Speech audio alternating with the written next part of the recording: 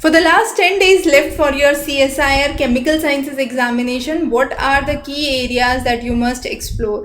So reaction mechanism, reactive intermediaries, very important topic. Every time questions have been seen from that.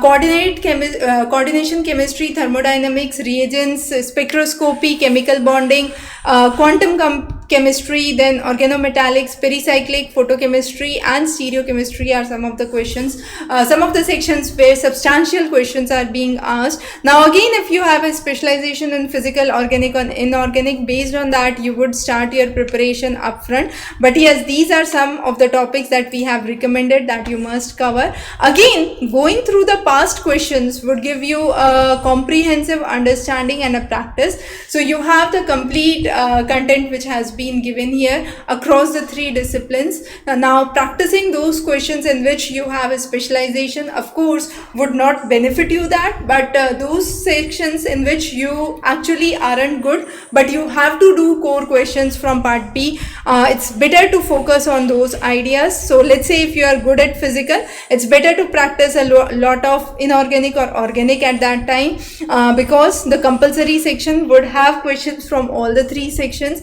So you will have to appear for the basic knowledge for these questions. So those were some of the things that we have discussed here. Thanks for joining in. Wish you all the best. Have a great day.